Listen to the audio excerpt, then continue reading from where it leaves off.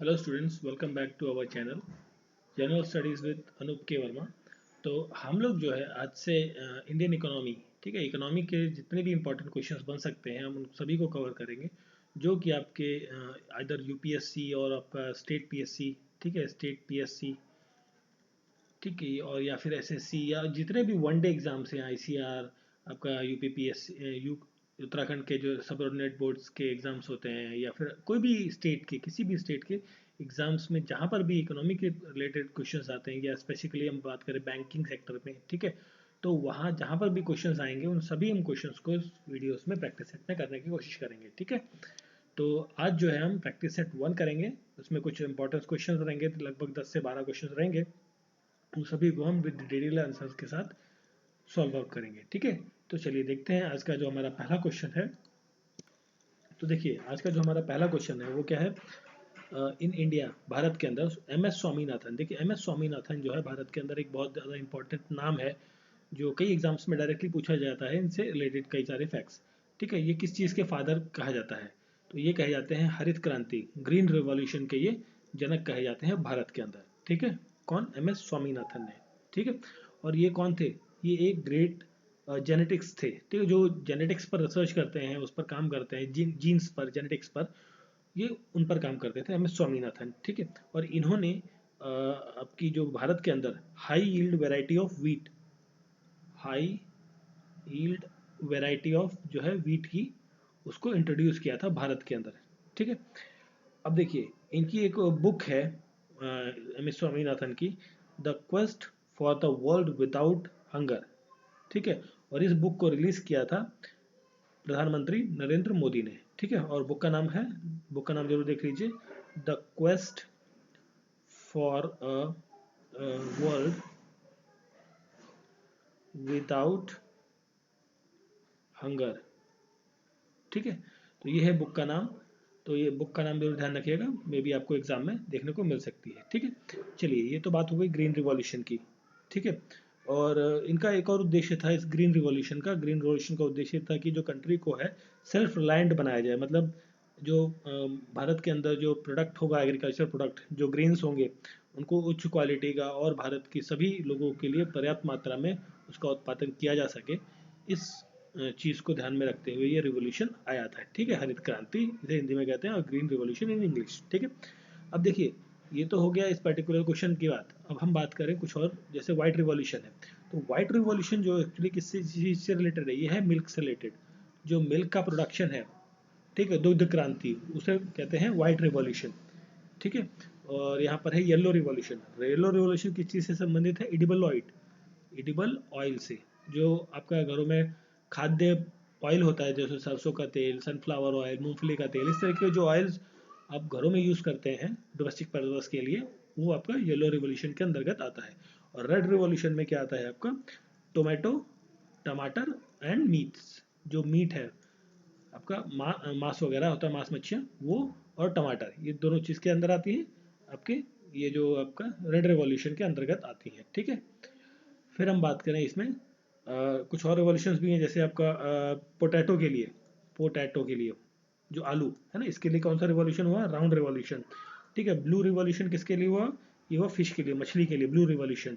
और फिर आपका आता है golden fibre, golden fibre revolution, golden fibre revolution हुआ था जूट के लिए, ठीक है। और जूट सबसे ज़्यादा भारत के अंदर कहाँ देखने को मिलता है? वेस्ट बंगाल के अंदर, वेस्ट बंगाल में, ठीक है। और फिर हम बात करें इसी में, ये तो गोल्डन फाइबर हो गया। और गोल्डन, गोल्डन रिवॉल्यूशन किसके लिए होता है? ये होता है फ्रूट, हनी, ठीक है, या जो हॉर्टिकल्चर प्रोडक्ट्स होते हैं, हॉर्टिकल्चर प्रोडक्ट्स, उनके लिए गोल्डन रिवॉल्यूशन होता है, गोल्डन फाइबर होता है जूट के लिए, ठीक है।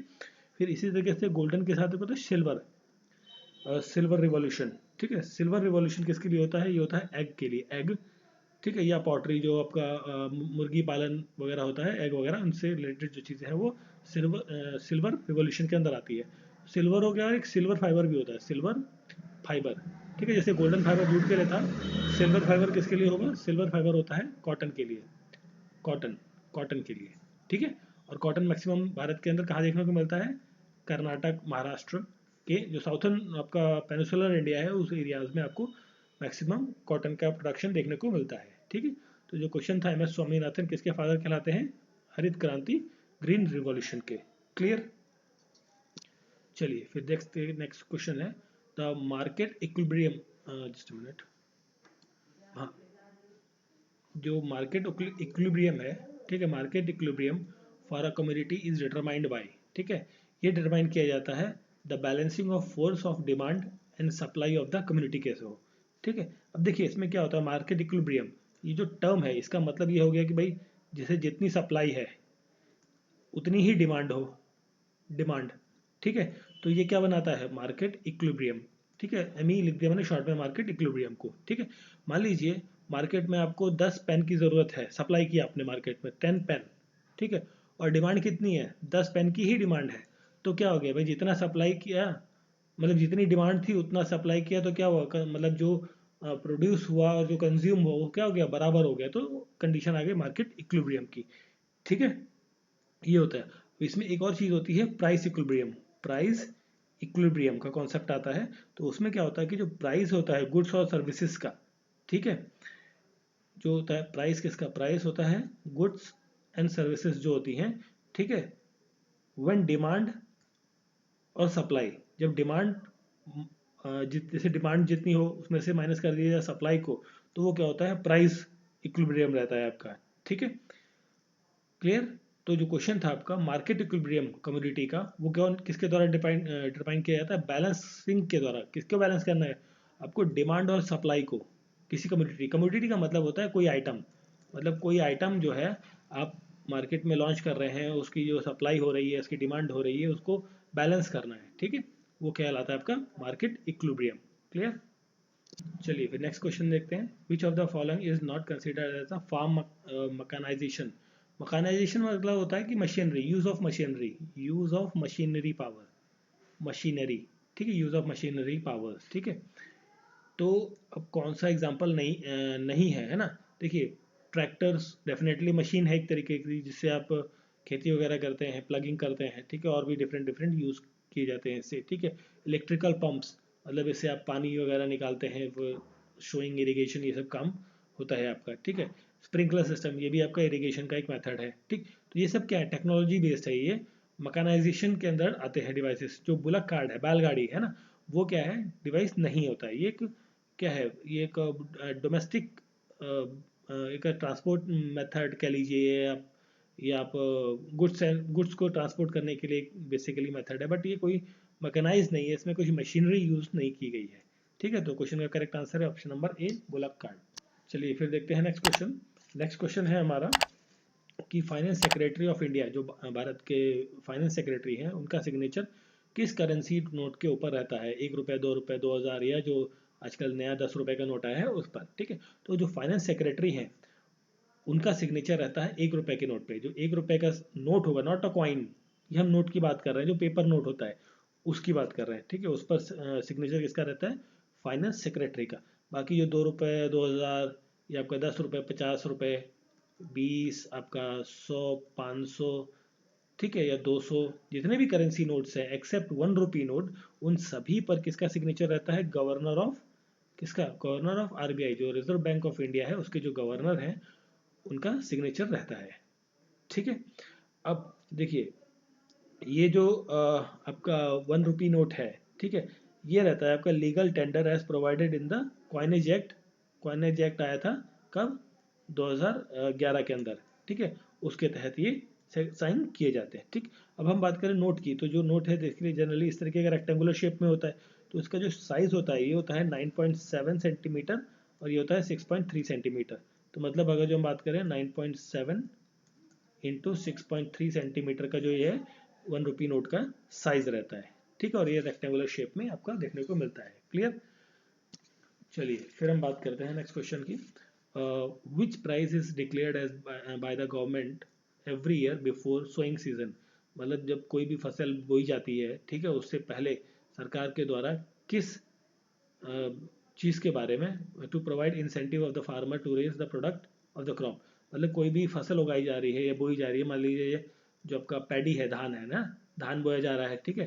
तो धान कब बोया जाता है? ये बेसिकली आपका जो मई जून का टाइम होता है, ठीक है, उस सीज़न में बोया जाता है आपका, ठीक है। और हार्वेस्टिंग पीरियड इसका अप्रॉक्सीमेटली अक्टूबर और नवंबर के आसपास में देखने को मिलता है। ठीक है, तो मई जून में बोया गया और अक्टूबर नवंबर में इसका हार्वेस्टिंग होता है। बट जब ये सोइंग का टाइम हुआ है, इस टाइम पर, ये जो मई जून के टाइम पर गवर्नमेंट के द्वारा एक चीज़ लॉन्च की जाती है जिसे कहते हैं एमएसपी, मिनिमम सपोर्ट प्राइस। इसके बारे में डेफिनेटली आप जानते होंगे, एमएसपी कहा जाता है मिनिमम सपोर्ट प्राइस, कि भाई जो आपका पैडी है उसको सरकार मिनिमम मान लीजिए 1,000 रुपये पर क्विंटल, ठीक है, पर टन, वट एवर जो यूनिट रहती है उस प्रोडक्ट की, उसमें खरीदेगी। मिनिमम इतना तो रहेगा ही रहेगा, बट है ना। तो इस तरीके का एक इंसेटिव सरकार के द्वारा हर साल एवरी सीजन सोइंग से पहले लॉन्च किया जाता है, उसको कहते हैं मिनिमम सपोर्ट प्राइस। ठीक है, क्लियर। ओके, अब इसमें क्या होता है कि भाई इससे ये पता लग जाता है कि भाई एमएसपी लॉन्च कर दी गई गवर्नमेंट के द्वारा। अब इससे क्या हुआ कि जो फार्मर्स है जिनको कोई चीज़ बोनी है, तो उनको ये पता लगेगा कि इतने का प्रोडक्ट हमारा बिकेगा भविष्य में। ठीक है, अगर जो ज़्यादा मतलब वो उस हिसाब से फिर अपना कैलकुलेट करके अपना शोइंग का काम करते हैं कि कितना उनको करना चाहिए, कितना नहीं करना चाहिए। ठीक है, अब देखिए जो इस के अंदर जो क्रॉप्स हैं बेसिकली, उसको सेलेक्ट कौन करता है कि कितनी क्रॉप्स रहेंगी इस पर्टिकुलर एमएसपी के जो दायरा है इसके अंदर, वो करता है सीएसीपी। सीएसीपी, तो सीएसीपी क्या होता है? Compensation for agriculture cost and price. Compensation for agriculture cost and price. ठीक है, ये इसके अंदर जो है 22 क्रॉप्स जो है कवर्ड होती है, 22 कवर क्रॉप्स होती हैं, वो इसके अंदर आती हैं एमएसपी के अंदर। ठीक है, जिसमें से 14 जो है वो खरीफ क्रॉप है, और आपकी 6 जो है वो रबी क्रॉप है, रबी क्रॉप, और 2 जो है उसमें ये आपकी 2 है आपकी कमर्शियल क्रॉप्स। कमर्शियल क्रॉप्स, ठीक है, कमर्शियल क्रॉप्स जैसे आपका कॉटन हो गया और शुगर केन हो गया, ये क्या है? कमर्शियल क्रॉप्स में आते हैं। क्लियर। चलिए फिर देखते हैं next question, which is the primary sector of Indian economy. देखिए इंडियन इकोनॉमी के अंदर एक्चुअली 3 टाइप के सेक्टर्स होते हैं। ठीक है, सेक्टर्स की हम बात करें तो एक तो प्राइमरी हो गया, प्राइमरी सेक्टर, ठीक है, और फिर दूसरा होता है सेकेंडरी सेक्टर, तीसरा होता है टर्शरी सेक्टर। तो प्राइमरी सेक्टर होता है आपका कौन सा? एग्रीकल्चर से रिलेटेड जो भी सेक्टर्स हैं वो। तो क्वेश्चन का करेक्ट आंसर क्या है आपका? Agriculture. Agriculture is the primary sector of the Indian economy. Secondary में क्या आता है आपका? जो मैन्युफैक्चरिंग यूनिट्स हैं, मान लीजिए एग्रीकल्चर से आपका वीट निकला है ना, तो उस वीट को मैन्युफैक्चरिंग कंपनीज क्या करेंगी, मैन्युफैक्चरिंग यूनिट्स क्या करेंगी, उसको पीस के उसका आटा, मैदा या और जो भी वीट के प्रोडक्ट्स होते हैं वो बनाई जाएंगी। ठीक, और फिर थर्ड होता है आपका सर्विस सेक्टर। अब जो मैन्युफैक्चरिंग ने बनाया जो आटा, जैसे ये आपका कौन सा आता है, शक्ति भोग आटा आता है, ठीक है, आशीर्वाद आटा आता है, तो ये आशीर्वाद और शक्ति भोग जो आटा का पैकेट हुआ, उसको ये जो सर्विस सेक्टर है वो डिस्ट्रीब्यूट करेगा। किसके बीच में? अमंग द पीपल्स के बीच, लोगों के बीच में डिस्ट्रीब्यूट करेगा, सर्विस प्रोवाइड करने का काम करेगा। ठीक है, तो ये 3 टाइप के सेक्टर्स होते हैं, प्राइमरी, सेकेंडरी और टर्शरी। ठीक है, और इसमें और भी सेक्टर्स आते हैं टर्शरी में, हम बात करें तो जैसे आपका बैंकिंग हो गया, ठीक है, रेलवेज हो गया, तो इस तरीके के कई सारे सेक्टर्स आते हैं। अगर जो हम सेक्टर्स की हम बात कर रहे हैं तो देखिए प्राइमरी में तो आपका क्या हो गया? एग्रीकल्चर। ठीक है, थोड़ा सा डिटेल में ही देख लेते हैं इस क्वेश्चन को। तो प्राइमरी सेक्टर में आपका कौन सा हो गया?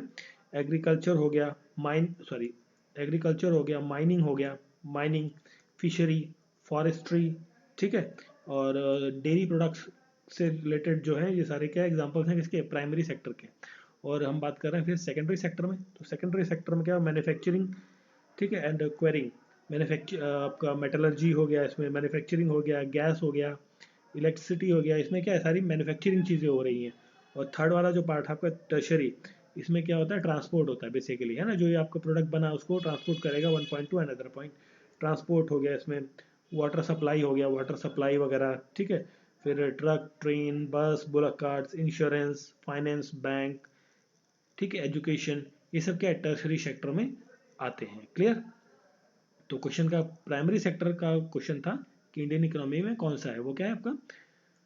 एग्रीकल्चर। ठीक है, बैंकिंग आपका टर्शरी सेक्टर में, इंफॉर्मेशन टेक्नोलॉजी ये भी आपका टर्शरी, जुडिशरी, ये सब के टर्शरी सेक्टर के अंदर आते हैं। ठीक है, चलिए फिर देखते हैं नेक्स्ट क्वेश्चन। नेक्स्ट है हमारा, जस्ट मिनट, नेक्स्ट क्वेश्चन है हमारा, black revolution is related to. देखिए कई सारे हमने रिवॉल्यूशन देख लिए अभी तक, है ना, तो अभी हम यहाँ बात कर रहे हैं ब्लैक रिवॉल्यूशन की। तो ब्लैक रिवॉल्यूशन रिलेटेड होता है पेट्रोलियम से, पेट्रोलियम प्रोडक्ट से, ठीक है, और वाइट तो हम जानते हैं जैसे मिल्क के लिए क्या होता है, वाइट रिवॉल्यूशन होता है आपका, ठीक है। और फर्टिलाइजर्स के लिए जो होता है ये होता है ग्रे रिवॉल्यूशन, ग्रे रिवॉल्यूशन, ठीक है। ग्रे रिवॉल्यूशन फर्टिलाइजर्स के लिए, मिल्क के लिए वाइट, और पोटैटो के लिए कौन सा, राउंड रिवॉल्यूशन, ठीक है। ये हमने पुराने एक पहले I think second question, first question में हमने ये सारी चीज़ें डिस्कस कर ली है, ठीक है। चलिए फिर देखिए नेक्स्ट क्वेश्चन है, what effect will decrease in demand, अगर जो डिमांड में डिक्रीज हो जाए, ठीक है, मान लीजिए डिमांड है डी, डिमांड की डी डिक्रीज हुई, तो and in increase in supply, अगर जो डिमांड डिक्रीज हो गई, सप्लाई जो है वो बढ़ गई, ठीक है, तो इक्विलिब्रियम पर क्या फर्क पड़ेगा, इक्विलिब्रियम प्राइस पर, ठीक है, ये पूछा गया है। तो अब देखिए यहाँ पर मान लीजिए सिंपल एग्जांपल से हम इसे समझते हैं, ठीक है। मान लीजिए आप पार्ले जी यूज़ करते हैं, ठीक है, पार्ले जी का बिस्किट है, तो एक दिन में सपोज कर लीजिए कि एक दिन में पार्ले जी 100 यूनिट 100 बिस्किट्स बनाती है, ठीक है, पार्ले जी के 100 बिस्किट्स बनते हैं, ठीक, बिस्किट्स, ओके। डिमांड थी मान लीजिए 100 बिस्किट्स की डिमांड थी, मान लीजिए डिमांड से हम ले रहे हैं ना, तो 100 बिस्किट्स की डिमांड थी, ठीक। अब डिमांड जो है कम हो गई, कितनी, ये कम हो गई मान लीजिए 90, 90 की, 90 हो गई, 90 बिस्किट्स की डिमांड हो गई। और सप्लाई क्या हो गई, सप्लाई भाई कल की डेट में कितनी थी, 100 की थी, तो आज जो है वो 90 हो गई। तो भाई मैन्युफैक्चरर ने सोचा कि भाई, मतलब आज के 100 हुई, तो उन्होंने सोचा कि भाई अगले दिन जो है 110 या 105 की बिस्किट की मैन्युफैक्चर डिमांड रहेगी, ठीक है। तो सप्लायर ने या मैन्युफैक्चरर ने क्या किया, कितना सप्लाई कर दिया मार्केट में, भाई 100 की जगह इन्होंने 110 सप्लाई कर दिया, ठीक है, 110। तो 100 की थी, फिर डिक्रीज हो गई जिस दिन, और इन्होंने इस दिन तो 100 ही बनाए, और अगले दिन इन्होंने 110 बना लिए, तो क्या हो गया, सप्लाई तो बढ़ा दी और इनकी डिमांड क्या हो गई, कम हो गई। तो डिमांड कम होने से और सप्लाई बढ़ने से जो इक्विलिब्रियम होता है उस पर ये इफेक्ट होता है कि इक्विलिब्रियम की जो प्राइस है वो क्या हो जाती है, गिर जाती है। क्लियर, एक रिलेशन है सिंपल सा, अगर जो डिमांड बढ़ेगा तो जो सॉरी डिमांड बढ़ेगा, सॉरी नहीं बढ़ेगा नहीं, घटेगा, यहाँ पर हमारे घटने का है ना, डिमांड घट रहा है, सप्लाई बढ़ रही है, तो इक्विलिब्रियम जो प्राइस है ईपी, इक्विलिब्रियम प्राइस भी आपका गिर जाएगा। क्लियर। अब देखिए इसमें दो टर्म और इम्पोर्टेंट हैं जो समझने वाले हैं। तो एक तो पहला है मार्केट डिमांड, मार्केट डिमांड, तो मार्केट डिमांड क्या होता है, ये होता है सम टोटल ऑफ,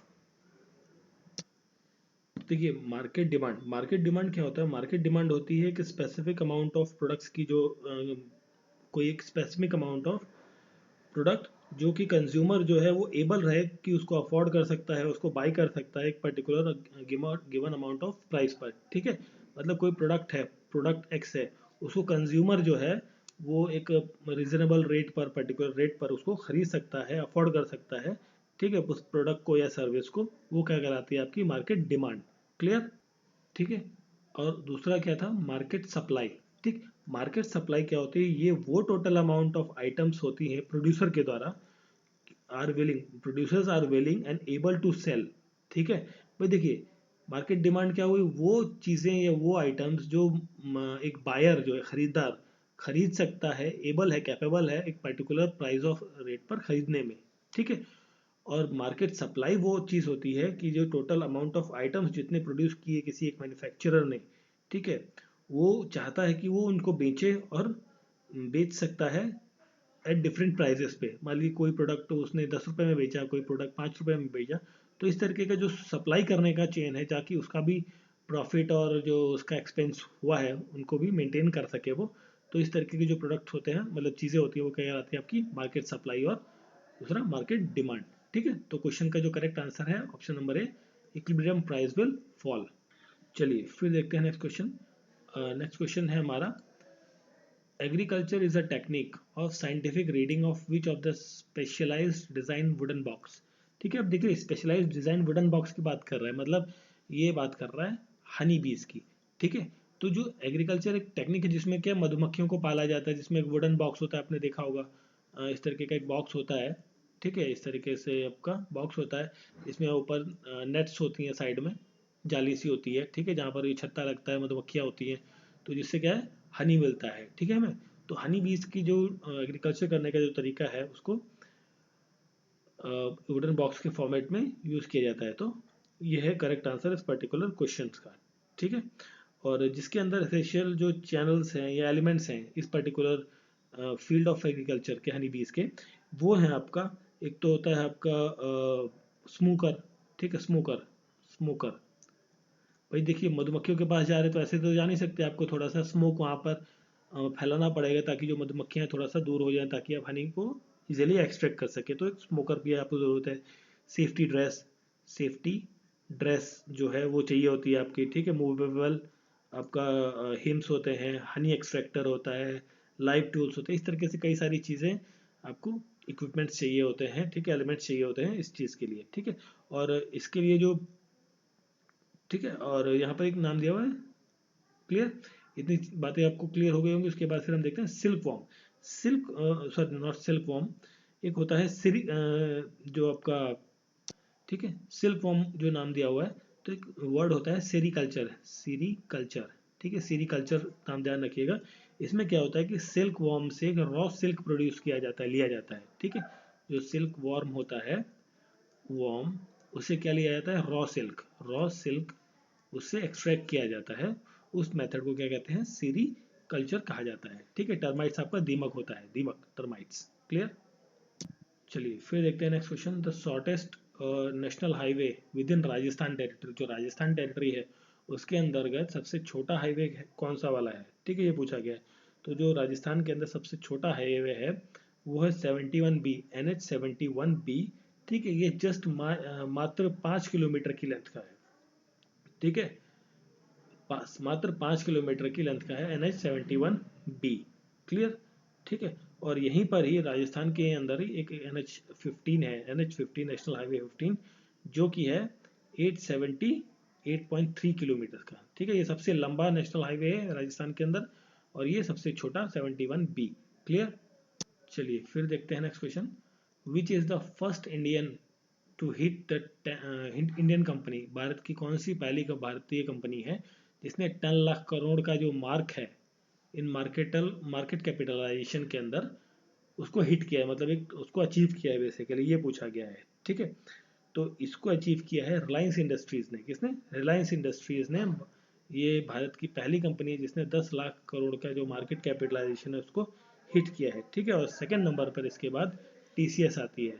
ये फर्स्ट नंबर पे है, सेकंड नंबर पे है TCS। TCS मतलब टाटा कंसल्टेंसी सर्विसेज, ठीक है। और इसका जो क्या मार्केट कैपिटलाइजेशन है वो है 7.1 लाख करोड़, ठीक है, लाख करोड़ रुपए, ठीक है, क्लियर। चलिए फिर देखते हैं next question. Headquarters of International Labour Organization, इसका हम फुल ILO कहते हैं इसे शॉर्ट में, ILO इंटरनेशनल लेबर ऑर्गेनाइजेशन के हेडक्वार्टर्स कहाँ देखने को मिलते हैं, ये हेडक्वार्टर्स देखने को मिलते हैं आपको जिनेवा स्विट्जरलैंड के अंदर, ठीक है, जिनेवा स्विट्जरलैंड के अंदर। और ये इंटरनेशनल लेबर ऑर्गेनाइजेशन कब स्थापित हुई थी, ये हुई थी एक्चुअली 1919 में, 1919 में ये स्थापित हुई थी। और इसमें जो है 1919 में, मतलब अभी जो 2021 गया, इसमें 2021 का जो टाइम पीरियड गया है, इसमें इसने 102वीं वर्षगांठ अपनी सेलिब्रेट की है इंटरनेशनल लेबर ऑर्गेनाइजेशन में, ठीक है। अभी हम बात कर रहे हैं जिनेवा के लिए। जिनेवा के अंदर जैसे UNCTAD, ठीक है, इसके हेडक्वार्टर्स आपको देखने को मिलते हैं। Conference on trade and development के हेडक्वार्टर्स आपको देखने को मिलते हैं। WHO के हेडक्वार्टर्स, WHO, ठीक है, वर्ल्ड ट्रेड ऑर्गेनाइजेशंस, ILO मतलब जो आपका इंटरनेशनल लेबर ऑर्गेनाइजेशन, इसके हेडक्वार्टर्स आपके, ठीक है। International committee on red cross, इसके हेडक्वार्टर्स भी आपको जिनेवा स्विट्जरलैंड के अंदर देखने को मिलते हैं। और साथ में वर्ल्ड ग्रॉस मेट्रोलॉजिकल, ठीक है, वर्ल्ड मेट्रोलॉजिकल ऑर्गेनाइजेशन जिसे हम कहते हैं, वर्ल्ड मेट्रोलॉजिकल ऑर्गेनाइजेशन के भी हेडक्वार्टर आपको जिनेवा स्विट्जरलैंड के अंदर देखने को मिलते हैं। वर्ल्ड इंटेलेक्चुअल प्रॉपर्टी ऑर्गेनाइजेशन के हेडक्वार्टर भी आपको जिनेवा स्विट्जरलैंड के अंदर देखने को मिलते हैं। वर्ल्ड इकोनॉमिक फोरम के भी हेडक्वार्टर्स आपको जिनेवा स्विट्जरलैंड के अंदर ही देखने को मिलेंगे, ठीक है। और हम बात करें यहाँ पर न्यूयॉर्क दिया हुआ है, तो न्यूयॉर्क में आपके UNO, यूनाइटेड नेशन ऑर्गेनाइजेशन के हेडक्वार्टर हैं, यूनिसेफ के हेडक्वार्टर्स हैं, यूनिसेफ के हेडक्वार्टर्स आपको देखने को मिलते हैं, ठीक है। और किसके हेडक्वार्टर देखने को मिलते हैं, IMF, ठीक है, इंटरनेशनल मॉनेटरी फंड। और वर्ल्ड बैंक के भी हेडक्वार्टर आपको कहाँ देखने को मिलते हैं, न्यूयॉर्क के अंदर, ठीक है, क्लियर। अब देखिए यहाँ पे पेरिस है, पेरिस में क्या देखने को मिलता है, यूनेस्को के हेडक्वार्टर्स आपको पेरिस में। देखिए यूनेस्को यहाँ पर है, यूनिसेफ आपका न्यूयॉर्क में है, और जिनेवा में क्या है, UNCTDA, ठीक है, तीनों अलग अलग चीज़ें हैं। और पेरिस के अंदर OECD के भी हेडक्वार्टर आपको देखने को मिलते हैं, ठीक है। और लंदन में बात करें तो लंदन में MNST इंटरनेशनल के हेडक्वार्टर्स देखने को मिलते हैं, ठीक है। तो ऐसे कई सारे हेडक्वार्टर्स हो गए इंटरनेशनल ऑर्गेनाइजेशंस के, कहाँ कहाँ हैं आपको मैंने बता दिए, ठीक है। तो क्वेश्चन था ILO के हेडक्वार्टर्स कहाँ हैं, जिनेवा स्विट्जरलैंड के अंतर्गत, ठीक है। तो ये थे आज के हमारे जो इंडियन इकोनॉमिक के कुछ इंपॉर्टेंट क्वेश्चंस को हमने डिस्कस किया। आई होप सो आपको वीडियो अच्छा लगा होगा। तो प्लीज़ लाइक, सब्सक्राइब और फॉरवर्ड करें अपने दोस्तों के साथ, ठीक है। और पढ़ते रहें, मिलते हैं नेक्स्ट वीडियो में। Thank you for watching.